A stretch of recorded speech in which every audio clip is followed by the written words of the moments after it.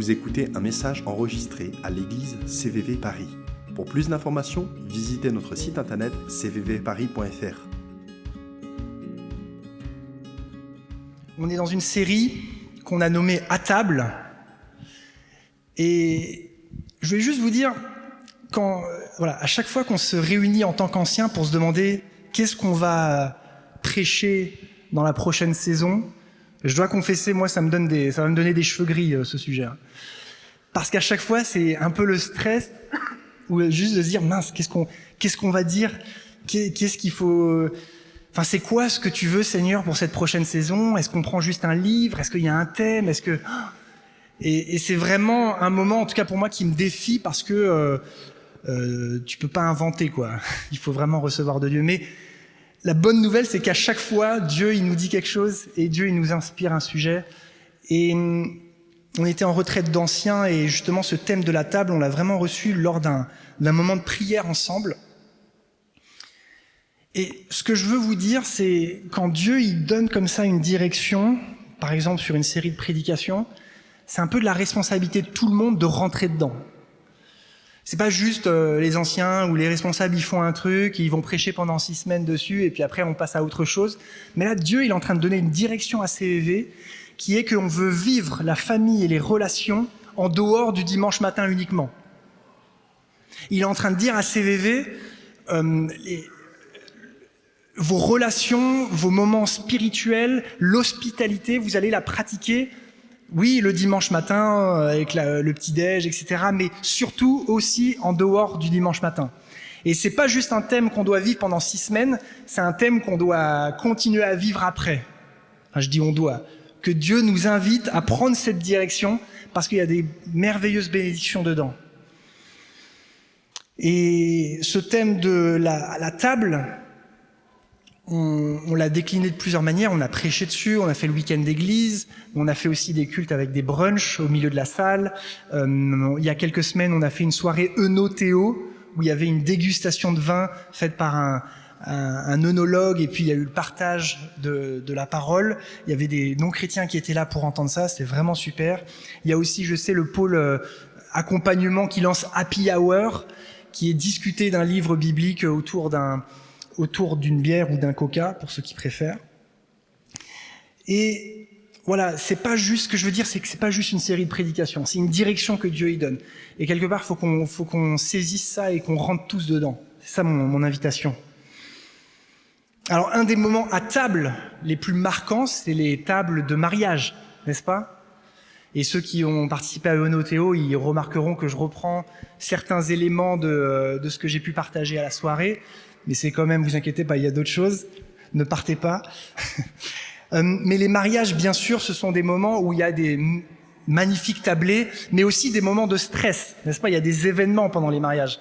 Peut-être que vous pensez à votre propre mariage ou à des mariages que vous avez assistés, il y a des choses qui se passent. Il y a, je sais pas, le speech, le discours de l'oncle qui met mal à l'aise, il y a les copains de la fac qui boivent beaucoup trop d'alcool, il y a, je sais pas, la belle-mère ou le beau-père ou juste ta mère ou ton père qui est très très stressé. Bref, il se passe des choses pendant les mariages. Moi, je m'en souviens de mon propre mariage. On était là déjà la veille, enfin même l'avant-veille, mais bref, je me lève le matin et là, je vois mon beau-père ultra stressé, un peu agité, et il me dit, le sonorisateur vient de me dire que la sono ne marche pas. Voilà, le stress, quoi. C'est dans quelques heures seulement, la cérémonie. Donc, le stress, la sono ne marche pas. Bon, on a trouvé la solution, en fait.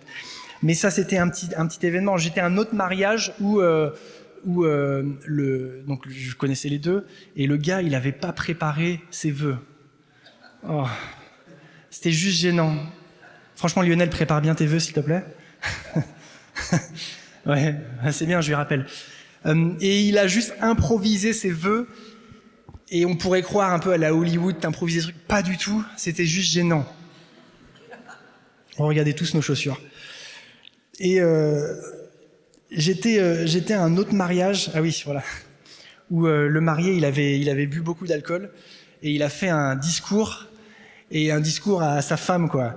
Et il lui disait combien elle était belle, etc., en disant d'autres mots, bien sûr. Et c'était là aussi très gênant. Le passage qu'on va lire aujourd'hui, D'ailleurs, à ce même mariage, il y avait un détecteur dans la salle de bruit, et en gros, l'électricité se coupait si le son dépassait une certaine hauteur, quoi. Enfin, une certaine puissance. Et donc, vous aviez justement tous les copains de la fac qui s'amusaient, qui se mettaient en dessous, ils faisaient oh, et puis d'un coup, tout s'éteignait, la sono, la lumière, tout ça. Le sonorisateur, il était vert parce que ça abîme la sono de couper comme ça. Bref, il se passe des choses à des mariages.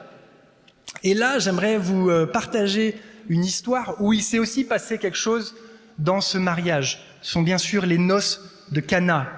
Vous voyez peut-être venir la chose.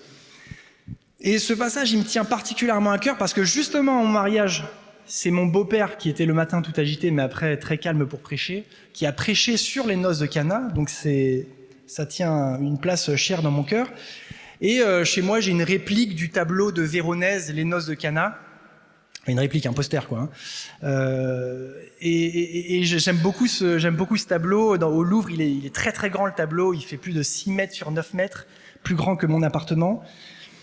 Et voilà, c'est un très beau passage, un très beau tableau, et donc on va rentrer dedans. Donc, ouvrez vos Bibles ou vos applications, Jean 2, versets 1 à 11, les noces de Cana. 2 jours plus tard, on célébrait des noces à Cana en Galilée. La mère de Jésus y assistait. Jésus avait aussi été invité au mariage avec ses disciples. Or voilà que le vin se mit à manquer. La mère de Jésus lui fit remarquer « Ils n'ont plus de vin !» « Écoute !» Et dans d'autres traductions, on dit « Femme !» lui répondit Jésus. « Est-ce toi ou moi que cette affaire concerne ? Mon heure n'est pas encore venue. » Sa mère dit au serviteur « Faites tout ce qu'il voudra. » Il y avait là 6 jarres de pierre que les Juifs utilisaient pour leurs ablutions rituelles. Chacune d'elles pouvait contenir entre 80 et 120 litres. Jésus dit au serviteur « Remplissez d'eau ces jarres. » Ils les remplirent jusqu'au bord. Maintenant, il leur dit « Prenez-en un peu et allez l'apporter à l'ordonnateur du repas. » Ce qu'ils firent. L'ordonnateur du repas goûta l'eau qui avait été changée en vin. Il ne savait pas d'où venait ce vin, alors que les serviteurs le savaient, puisqu'ils avaient puisé l'eau. Aussitôt, il fit appeler le marié et lui dit « En général, on sert d'abord le bon vin, et quand les gens sont ivres, on leur donne de l'ordinaire. Mais toi, tu as réservé le bon jusqu'à maintenant. » C'est là le premier des signes miraculeux que fit Jésus. Cela se passa à Cana en Galilée. Il révéla ainsi sa gloire et ses disciples crurent en lui. Donc il faut bien se remettre dans le contexte de ce à quoi pouvait ressembler un mariage juif de l'époque, quelque chose que j'avais déjà pu dire dans d'autres prédications, mais c'est pas un mariage juste d'une soirée, c'est un mariage sur plusieurs jours, peut-être même jusqu'à 7 jours de fête. Et le mariage, donc c'était le mari et la famille du marié qui régalaient pour tout le monde, qui payaient pour tout, et c'était un peu le moment où le mari montrait qu'il était dans une situation sociale suffisante pour accueillir sa femme, fonder une famille, bâtir une maison. Donc le fait qu'il manque de la nourriture, ou là en tout cas du vin au mariage, c'est pas juste une mauvaise appréciation de la quantité de nourriture à un mariage, quoique ça peut être difficile, j'en ai déjà un petit peu fait, mais c'est bien au-delà de ça. Il n'y aura pas juste un sujet « Ah, il faut racheter encore un peu de vin, descends au Franprix, rachète-nous quelques caisses ». Non, c'est vraiment une question d'honneur pour la famille. De ne pas avoir suffisamment de vin, et surtout si la fête dure plusieurs jours, et qu'on est peut-être déjà au jour 3, et qu'il y a peut-être d'autres jours encore, eh bien c'est assez grave, en fait, ce qui se passe. Et donc Jésus, il vient et il sauve la fête en faisant ce miracle. Alors avant qu'on plonge dedans, je vais juste un peu vous donner aussi des éléments un peu sur la structure du livre de Jean. L'évangile de Jean, il est un peu différent des 3 autres évangiles. Matthieu, Marc et Luc sont des évangiles qui se ressemblent dans leur structure. Ils décrivent un peu chronologiquement les différentes choses qui se sont passées, comme des témoins auraient pu le faire, avec le souci du détail et de raconter ce qui se passait. Jean, lui, il a un peu une intention théologique dans son livre. Il raconte pas les choses forcément chronologiquement. Il fait des choix dans ce qu'il raconte, et c'est vraiment un peu différent comme livre. D'ailleurs, on lit au début de Jean, un homme parut, envoyé par Dieu, il s'appelait Jean, il vint pour être un témoin de la lumière afin que tous les hommes croient en lui. Donc il a une intention, Jean, dans son évangile, d'être un témoin de la lumière, montrer que Jésus est Dieu et que les gens croient en lui. Il a cet objectif aussi d'évangélisation. Alors Jean ne laisse rien au hasard dans son évangile, il a cette intention en tête. Et le premier livre de Jean, là on est au deuxième, le premier chapitre, là on est au deuxième chapitre. Le premier chapitre, c'est un peu le témoignage, on va dire, oral de qui est Dieu. Il y a tout le prologue de Jean. Au commencement était le Verbe, la parole était avec Dieu et la parole était Dieu, et puis ça continue, et puis il y a les premiers disciples qui suivent Jésus. Donc c'est qui encore? C'est André, Pierre, Philippe et Nathanaël. Et tous le suivent juste sur une histoire qu'on leur a racontée, ou sur la parole, ou sur ce que Jésus leur dit. Il n'y a pas encore de démonstration, encore de puissance de ce que Jésus fait.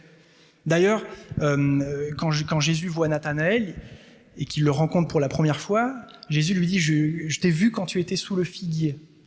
Et à ce moment-là, Nathanaël, il est tout bouleversé et il lui dit « Waouh, tu es vraiment le Messie, celui qu'on attendait, et je veux te suivre ». Donc, c'est fort de se dire une petite parole de connaissance comme ça. Je t'ai vu quand tu étais sous le figuier. Enfin, je veux dire, perso, moi, j'en ai déjà donné des meilleurs. J'en ai déjà reçu des meilleurs. Non, mais je veux dire, c'est pas une parole de connaissance incroyable quand je t'ai vu sous le figuier. Mais sur juste ça, Nathanaël, il est bouleversé et il est prêt à suivre Jésus juste sur ça.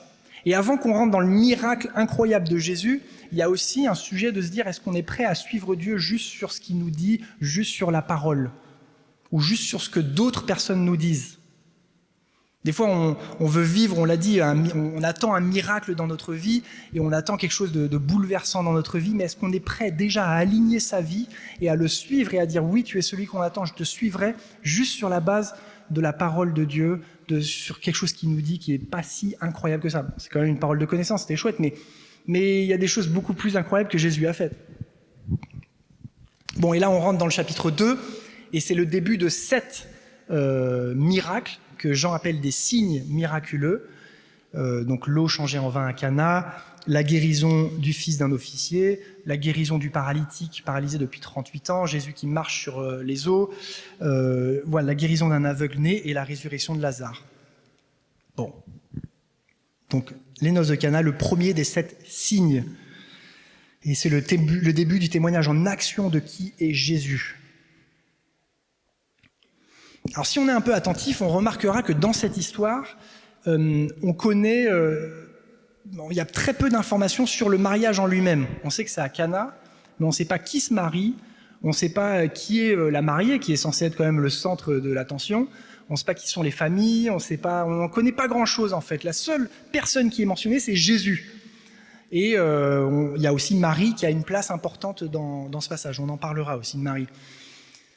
Et comme j'ai dit, Jean, il laisse rien au hasard. D'ailleurs, à la fin de son livre, Jean, il dit qu'il n'y aurait pas suffisamment de livres sur toute la terre pour raconter tout ce que Jésus a fait. Imaginez. Donc, quand Jean décide d'écrire quelque chose, c'est qu'il l'a bien choisi. Il a dit ça, peut-être ça sort du lot, ou ça, j'ai une intention. Voilà. Et donc, s'il décide de ne pas dire qui étaient les gens présents, c'est que c'est pour une certaine raison. Et je pense que la raison, elle est simple. C'est que Jésus, il est au centre de l'histoire. C'est qu'en fait, là, c'est le moment où Jésus brille, où Jésus va commencer à manifester de manière explicite sa gloire. Et je pense que le point là, c'est que Jésus, il veut être au centre de ta vie. Jésus, il veut être au cœur et au centre de ton histoire. Et quelque part, toi, tu es moins important que Jésus, mais il ne faut pas le voir comme ça. Il faut le voir que Jésus, il va venir dans ta vie et il va faire des choses extraordinaires dans ta vie pour que lui soit glorifié. Et que toi, tu aies du plaisir en lui, ça le glorifie lui. Donc, vous inquiétez pas, on est aussi un peu dedans. Mais Jésus, il est au centre de ta vie, il est au centre de ton histoire. C'est le personnage principal, le protagoniste. Alors ensuite, il y a cet échange assez curieux entre Jésus et Marie, n'est-ce pas? Qui n'est pas très facile à comprendre aux premiers abords. Et quand je me suis dit que j'allais prêcher sur les noces de Cana, je me suis dit, mince, qu'est-ce que je fais de ce passage? Alors, je vous cache pas qu'à Eunothéo, j'en ai pas parlé. Je l'ai un peu squeezé. C'était pas le moment, mais là, on va en parler. Alors la réaction de Marie, elle est... Donc d'abord, c'est Marie qui remarque qu'il n'y a pas de vin. Peut-être qu'elle était dans l'équipe de service. On parle des serviteurs, mais peut-être que c'était juste les amis, le groupe de jeunes, j'en sais rien. Enfin, bref, il y avait une équipe de service et Marie remarque qu'il n'y a plus de vin. Et c'est elle qui fait remarquer. Elle le fait remarquer à qui ? Elle le fait remarquer à Jésus. Et c'est naturel la réaction de Marie d'aller voir Jésus parce que faut quand même se dire, Jésus, il est Dieu, n'est-ce pas ? Il n'a pas été Dieu qu'à partir de son ministère de 30 ans. Je veux dire, Marie avait vécu avec Jésus pendant les 30 années qui venaient de précéder. Et Jésus, d'ailleurs, était l'homme de la famille, le responsable, parce que Joseph n'était plus trop dans le paysage. On le sait ça d'ailleurs, parce qu'à la fin, quand Jésus il est sur la croix, il remet Marie à Jean, enfin la responsabilité à Jean de s'occuper de Marie, parce qu'elle était veuve. Et donc, Jésus était un peu l'homme de la famille, responsable aussi de sa mère. Et Marie va le voir. Parce que, je sais pas, quand vous avez Dieu à la maison, en général, il a des bonnes idées. En général, ce qu'il dit, c'est intéressant. En général, quand il y a des problèmes, il les résout. Et ça devait juste être magnifique de vivre avec lui. Et Marie qui va voir Jésus et qui lui dit « il n'y a plus de vin ». Alors, autant la réaction de Marie, elle est naturelle et elle est belle, autant la réaction de Jésus, ça surprend un peu. « Femme, qu'y a-t-il entre toi et moi dans ce problème ?» Le passage, là, il est traduit de plusieurs manières, mais en gros, c'est ça. Qu'est-ce qui nous lie, toi et moi, dans cette situation ? Alors, et puis il lui dit « mon heure n'est pas venue encore. Mon heure n'est pas encore venue. » Alors d'abord, le mot « femme » n'est pas forcément dénigrant. D'ailleurs, il n'est pas dénigrant dans ce contexte. Aujourd'hui, si on dit à quelqu'un « femme », c'est « waouh, mec, 2024, là, on ne peut plus dire ça. » Jésus a utilisé, d'ailleurs, quand il est sur la croix et qu'il remet sa mère à Jean, il dit « femme » là aussi. À d'autres moments, Jésus utilise ce mot « femme » avec la Samaritaine, il me semble. Enfin, à plusieurs moments, le mot « femme » est utilisé. C'est plus presque formel que dénigrant. Par contre, ça manque clairement Voilà, il l'appelle pas maman, quoi. Mamoun, je sais pas. Non, femme. Alors, voilà. Il faut savoir que l'Église catholique base sa théologie mariale de prier à Marie sur ce texte-là, en grande partie. C'est-à-dire que il y a une certaine logique. C'est vous allez prier Marie, qui, elle, va intercéder en votre faveur auprès de Jésus. Et Jésus, il peut pas résister à la demande de sa mère, et donc il va exaucer la prière. Parce que, alors que Jésus lui dit « Femme, mon heure n'est pas venue », derrière, il fait le miracle quand même. Donc, l'Église catholique va nous dire il faut prier à Marie, parce que Jésus, grâce à l'amour qu'il a pour sa mère, va exaucer les prières via Marie. Bon. C'est complètement tordu et faux, faut le dire. Bien que les catholiques soient nos frères et sœurs, là, ils se trompent sur ce point, pour plusieurs raisons. D'abord, bâtir ce point théologique sur ça, c'est quand même assez... ok, on peut comprendre un peu la logique, mais c'est assez faible. C'est pas quelque chose qui se répète à plusieurs reprises ensuite dans les évangiles. C'est quand même un point assez faible, on va dire, théologiquement. Le deuxième, c'est que quand Jésus dit « mon heure n'est pas venue », et que derrière il fait quand même le miracle, il n'est pas en train de se contredire. C'est pas comme s'il dit non, puis en fait il dit « ah ouais, c'est vrai, c'est quand même ma mère qui me l'a demandé, et comme on a un lien super fusionnel, alors je vais le faire ». Non, c'est pas ça. Quand Jésus parle de son heure, il est en train de parler de sa mort, de son temps à la croix. Donc Jésus n'est pas en train de se contredire alors qu'il va réaliser le miracle et qu'il a dit « mon heure n'est pas venue », il n'est pas en train de dire à Marie « non, je ne vais pas faire le miracle maintenant ». Peut-être que Marie avait en tête qu'elle savait beaucoup de choses déjà, Marie. Elle avait reçu de l'ange Gabriel, et puis en plus on nous dit qu'elle ressassait dans son ventre, dans son cœur, elle retenait toutes les paroles qu'elle avait entendues, donc elle avait je pense une assez bonne compréhension de ce que Jésus allait faire. Et peut-être qu'elle se disait c'était ce moment-là, mais Jésus non, ce moment c'est pas encore maintenant. Et la troisième raison, c'est que en fait il n'y a pas un lien fusionnel entre Marie et Jésus, parce que Jésus marque bien la distance en disant « femme ». À d'autres moments, d'ailleurs, quand il avait 12 ans et que ses parents s'inquiétaient de où est-ce qu'il était au temple, il disait « je m'occupe des affaires de mon père ». Donc elle était préparée. Et puis à un autre moment, il y a des disciples qui viennent voir Jésus et qui disent « il y a il y a ta mère et tes frères qui veulent te voir, qui veulent te parler ». Et Jésus qui dit, mais en regardant ses disciples, ce sont eux, ma mère et mes frères et mes sœurs, ceux qui font la volonté de mon Père. Donc Jésus, en fait, est en train de mettre une distance entre sa mère et lui, et il est en train de dire, maintenant je rentre dans les choses de mon Père céleste. Je rentre dans mon agenda divin, et jusqu'à maintenant, on avait une relation mère-fils, mais là, je suis sur un autre agenda, je suis sur une autre mission, quoi. Donc, c'est pas pour complètement dénigrer Marie, mais c'est juste pour dire il n'y a pas lieu à bâtir toute une théologie autour de Marie sur ce passage-là.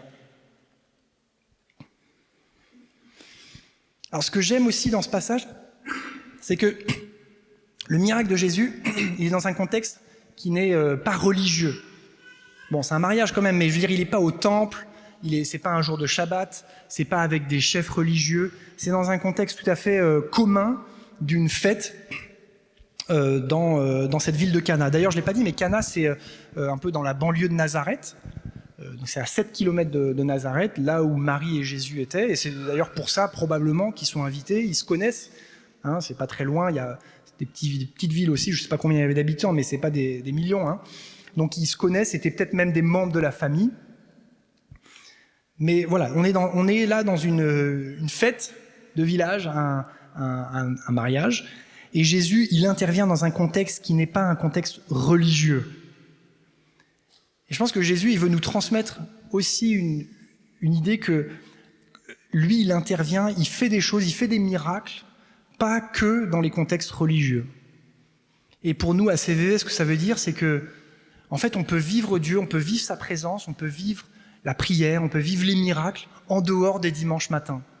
Et les dimanches matins sont super, on vit des chouettes moments de louange, et il y a cette louange incroyable ensemble, mais ce sont aussi des choses qu'on peut vivre dans notre quotidien, et c'est pas juste que c'est que Jésus veut, en nous montrant dans ce passage qu'il intervient dans cette vie quotidienne, il veut intervenir et faire des miracles dans notre vie de tous les jours.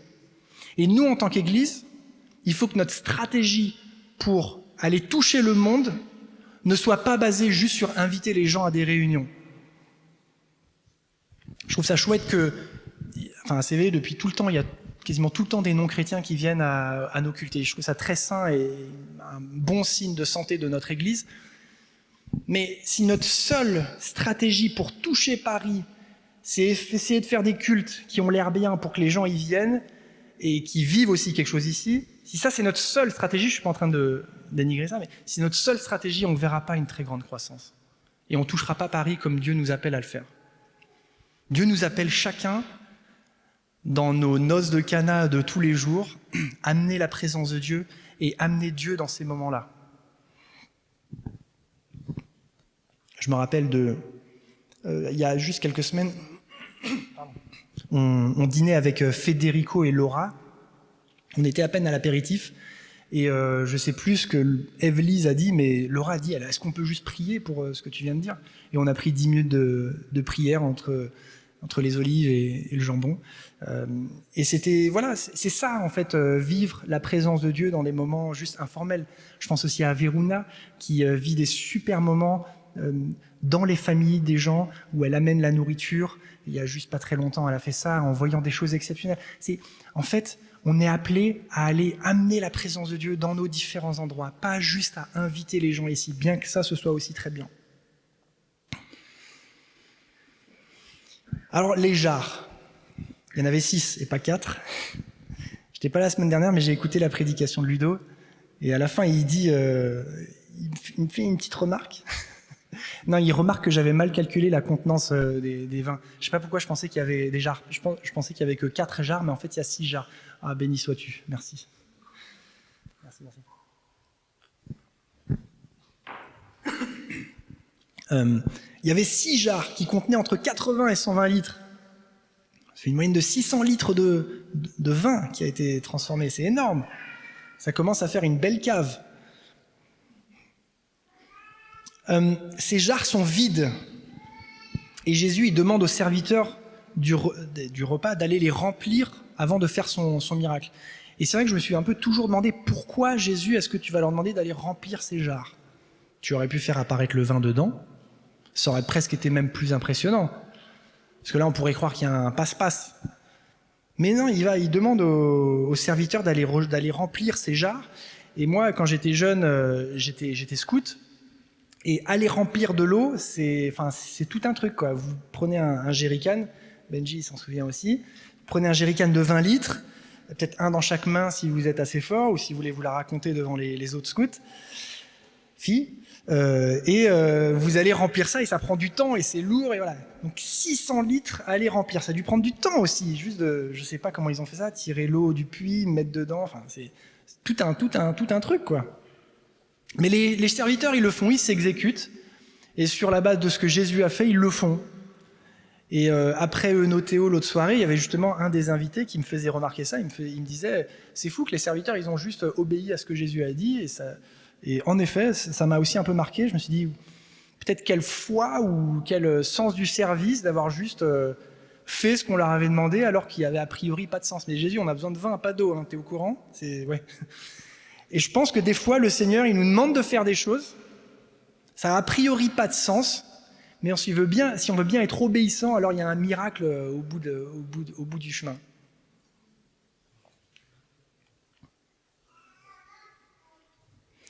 Je pense, Veruna, je veux vraiment t'honorer, Veruna, enfin merci, je suis dans le groupe où Veruna, elle donne des nouvelles, et Veruna, je pense quelque part, tu es aussi un peu des fois comme ces serviteurs qui ont une très grande obéissance à Jésus, qui le font même si les situations disent autre chose, si les finances n'y sont pas, si la santé n'y est pas entièrement, mais tu obéis et derrière tu vois les fruits. Et vraiment le Seigneur, il honore l'obéissance, et la tienne aussi, Veruna, de faire ce que Dieu lui demande. Et quand on le fait, après on voit des choses. C'est pas une récompense, c'est comme ça en fait. Quand tu travailles avec Dieu, tu vois ce que Dieu y fait en fait, et t'es aux premières loges de ce qu'il fait. Alors ces jarres, elles servaient à contenir de l'eau pour les ablutions religieuses. C'était, il y avait tout type d'ablutions, de rites pour se laver les mains, laver les pieds, laver je sais pas quoi. Enfin, il y avait toutes sortes de choses à faire. Et c'est des choses que Dieu avait introduites dans l'Ancien Testament, dans l'Ancienne Alliance. Mais il y avait aussi les religieux qui avaient rajouté toutes sortes de règles dessus. Et par exemple, pour les ablutions avant le repas, il fallait mouiller 3 fois vos mains, chacune des mains, la gauche puis la droite, enfin, toutes sortes de choses, quoi. Et ces jarres sont vides, déjà, comme si la méthode de l'Ancienne Alliance était vide, quoi. Ça marchait plus vraiment. Et Jésus, il est en train de dire, en remplissant ces jarres, en changeant cette eau en vin, qu'il y a une nouvelle manière maintenant d'être purifié. Parce que ces ablutions servaient à vous purifier. Et là, en y mettant du vin dedans, il est en train de dire, il y a un nouveau modèle maintenant, il y a un nouveau paradigme, on rentre dans une nouvelle alliance, dans une nouvelle manière de fonctionner. Ce que vous faisiez avant était certes utile, mais était limité. Et notamment, ça ne vous transformait pas de l'intérieur. Les ablutions, ça vous nettoie de l'extérieur. Mais si vous voulez être transformé et purifié de l'intérieur, il vous faut plus que de l'eau des ablutions. Et vous pouvez verser autant d'eau des ablutions que vous voulez, 600 litres, ça ne fera pas le job. D'ailleurs, Jésus, il reprend les religieux à un autre moment sur leur hypocrisie d'avoir un extérieur tout beau alors que l'intérieur est mauvais. Il dit « Pharisien aveugle, commence donc par purifier l'intérieur de ta coupe et de l'assiette. Alors l'extérieur sera pur. » Il leur dit quand même « Vous êtes comme des tombeaux crépis de blanc, qui sont beaux au dehors, mais à l'intérieur, il n'y a qu'ossements, cadavres et pourriture. » Wow. Jésus, il est en train de dire « L'ancienne manière de faire, vous pouviez la détourner, vous pouviez en faire une religion qui vous faisait... avoir bonne allure devant les autres, mais maintenant, il y a quelque chose de nouveau et il y a ce vin. Alors, est-ce qu'il faut faire des ablutions avec le vin ? Le mec, il n'a rien compris. Il trempe ses mains dans le vin. Non. Il faut comprendre, et si vous étiez à la prédication de Ludo la semaine dernière, on comprend que le vin représente le sang de Jésus, n'est-ce pas ? Et que notre foi dans ce sang, dans ce que Jésus a fait à la croix, nous change et nous purifie de l'intérieur.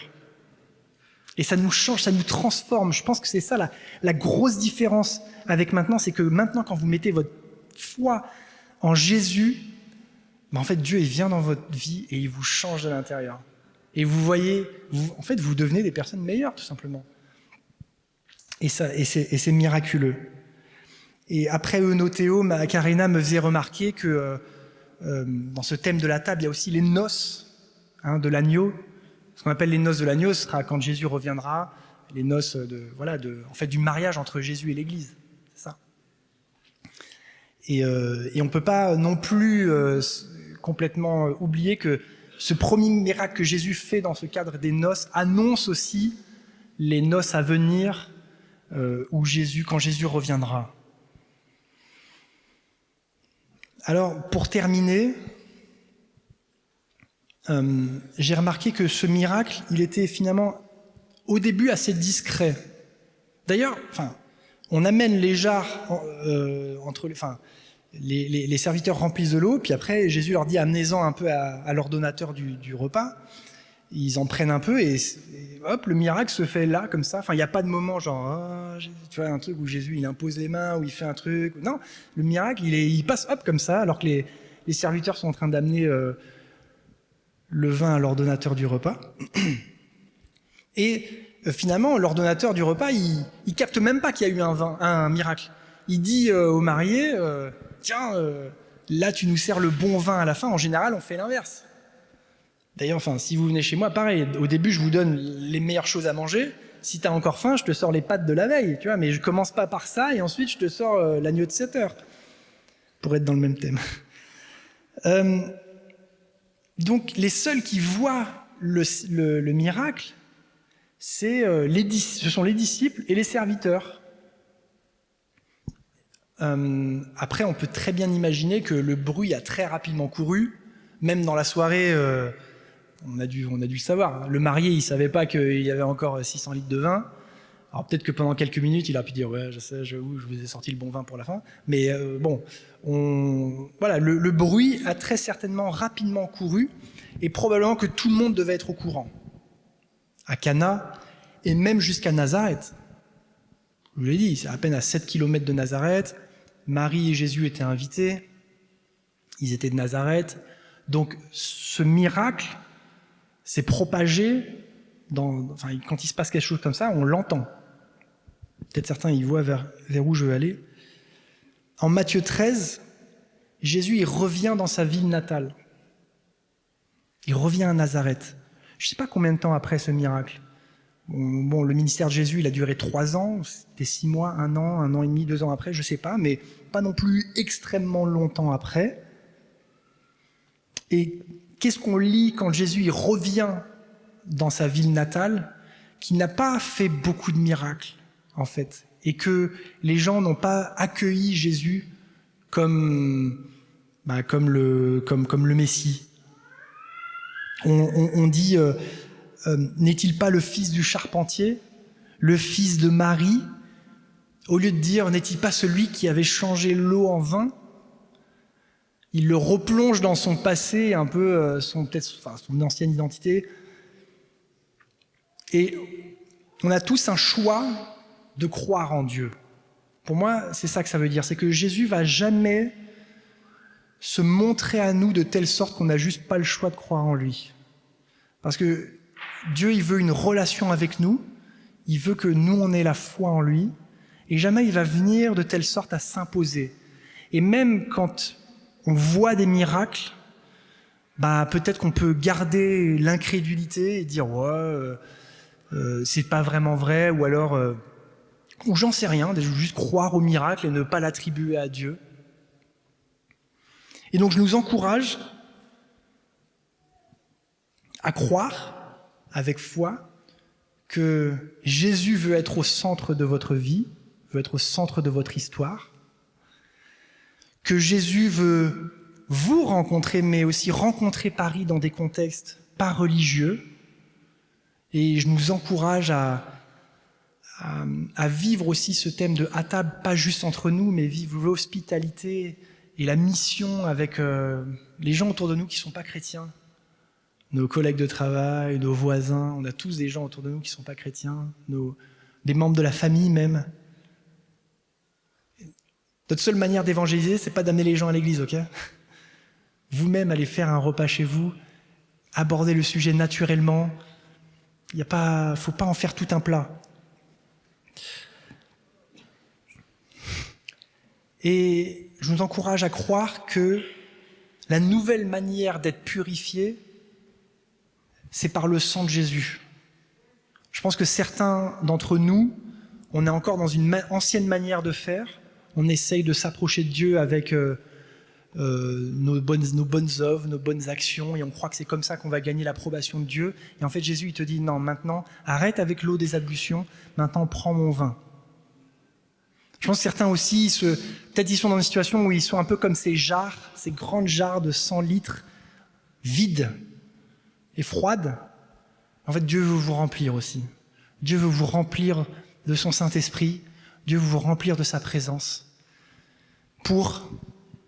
Déjà juste pour vous, pour votre salut, et aussi pour être des témoins. Soyez bénis. Seigneur, merci parce que tu es en effet le Dieu des miracles, comme on l'a chanté ce matin. Tu es le Dieu qui a transformé de l'eau en vin. Quel miracle!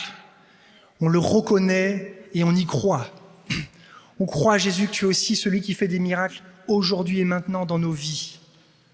Déjà juste de nous avoir sauvés, Seigneur, sans qu'on ait rien à faire, ça c'est un miracle. Merci parce que ton miracle, il pointe à ta mort et ta résurrection. Que ce vin, c'est le sang qui a coulé pour nous. Jésus, remplis-nous de ce vin nouveau. Remplis-nous de ton Saint-Esprit. Opère un changement en nous. Transforme-nous de l'intérieur. Fais-nous abandonner nos anciennes manières de faire qui ne faisaient que reluire l'extérieur de notre couple. Maintenant, viens et transforme-nous de l'intérieur. On a besoin d'être changés de l'intérieur, Seigneur, pour plus te ressembler, pour être des gens juste meilleurs. Merci parce que c'est toi qui fais ça en nous. Ce matin, on chantait « Hosanna ». C'est un cri de dire « Sois le bienvenu ». Jésus, tu es le bienvenu dans notre vie. Tu es le bienvenu non seulement ce matin dans cette réunion, dans ce culte, mais tu es le bienvenu tous les jours dans notre vie. Et on te dit « Viens, viens et remplis-nous ». On veut être disposé à recevoir ton remplissage. Amen. Je pense qu'il y a vraiment des personnes qui vous vous identifiez à ces jarres. J'ai vraiment l'impression que c'est pour quelques personnes, vous vous sentez vide. Ces gros contenants en pierre froids et vides. Pour différentes raisons, pour ce que vous vivez en ce moment, pour j'en sais rien, tous les problèmes qu'on peut avoir dans la vie. Ah, Seigneur, viens et remplis. Remplis. Tends tes mains, ouvre-les comme un signe que tu es prêt à recevoir de Dieu. Tends tes mains et accueille sa présence. Jésus, viens. On accueille ton miracle, on accueille ta présence, on accueille ton vin. Viens et remplis-nous de ce vin nouveau, de la nouvelle alliance, de cette nouvelle manière d'être en relation avec toi. Amen. Amen. Jésus.